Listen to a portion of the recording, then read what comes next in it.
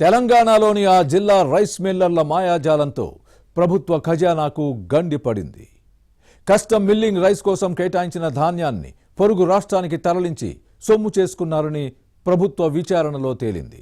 దీంతో ముగ్గురు అధికారులపై సస్పెన్షన్ వేటు పడింది. ఇంతకీ ఏ జిల్లాలో ఈ దందా జరిగింది? దారి మళ్లిన ధాన్యం విలువెంత? మిల్లర్లు, అధికారులు, రాజకీయ నేతలు కుమ్మక్కయ్యారా? మాఫియా నడిపి మిల్లర్లపై చర్యలు తీసుకోకుండా రాజకీయ నేతలు చక్రం తిప్పుతున్నారా? Watch this inside story.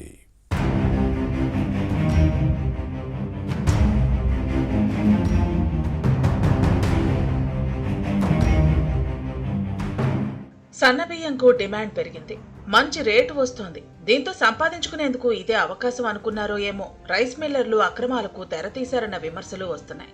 మాఫియాగా మారి కస్టమ్ మిల్లింగ్ రైస్ ను నల్లబజారుకు తరలించి సొమ్ము చేసుకుంటున్నారన్న ఆరోపణలు ఉన్నాయి.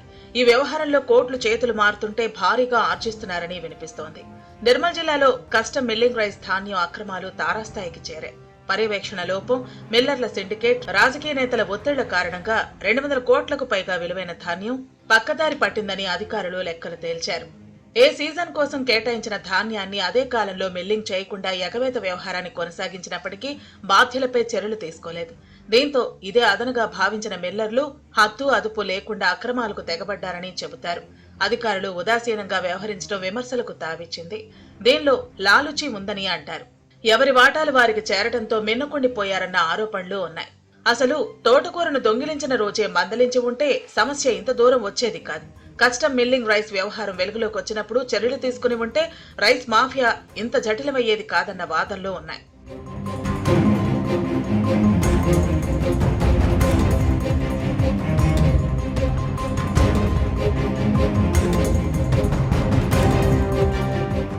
నిర్మల్ జిల్లాలో కస్టమ్ మిల్లింగ్ రైస్ కు కేటాయించిన ధాన్యం పక్కదారి పట్టడం వెనక రాజకీయ నేతల హస్తం ఉందన్న విమర్శలు లేకపోలేదు.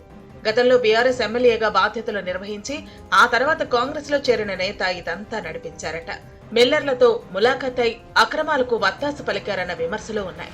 మాజీ ప్రజాప్రతినిధి ఒత్తిడికి లొంగి అధికారులు ఏవీ చేయలేదని టాక్. ఆ నేతకు జిల్లాలో రైస్ మిల్లులున్నాయి. దీంతో మిల్లర్లతో సిండికేట్ ఏర్పాటు చేసి ధాన్యాన్ని దారి మళ్లించారన్న ఆరోపణలు ఉన్నాయి.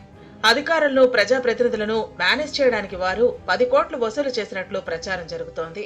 ఆ డబ్బుతో ఓవైపు అధికారులను మచ్చిక చేసుకోవడంతో పాటు మరోవైపు కఠిన చర్యలు లేకుండా ఉన్నత స్థాయిలో పైరవీలు చేస్తున్నారని వినిపిస్తోంది.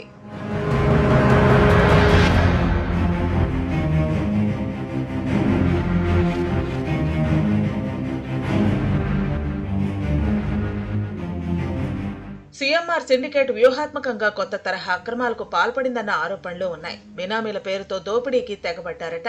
తమ మిల్లుల నుంచి బినామీ మిల్లులోకి ధాన్యం నిల్వలను మార్చి ఒక సీజన్ కు సంబంధించిన లెక్కలను తారుమారు చేశారు. దీంతో తొండముదిరి ఊసరవెల్లిగా మారినట్టు కస్టమ్ మిల్లింగ్ రైస్ అక్రమాలు 100 కోట్లకు చేరింది. తిలాపాపం తలా పిడికడు అన్నట్టు దీనిలో మిల్లర్లు, అధికారులు, రాజకీయ నేతలు భాగస్వాములుగా ఉన్నారని అంటారు. ధాన్యాన్ని మహారాష్ట్రలోని మిల్లులకు విక్రయించడంతో ఖజానాకు నష్టం జరిగింది.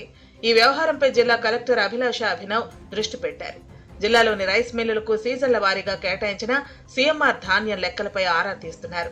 ఈ వ్యవహారంతో లింకులున్న పౌర సరఫరాల శాఖకు చెందిన 3 అధికారులను సస్పెండ్ చేశారు. అయితే అసలు దొంగలను వదిలేసి అధికారులపై చర్యలు తీసుకోవడం విమర్శలకు తావిస్తోంది. మిల్లర్లపై కఠిన చర్యలు తీసుకోవాలన్న డిమాండ్లు లేకపోలేదు. ఈ మొత్తం వ్యవహారం ఏ టర్న్ తీసుకుంటుందో చూడాలి.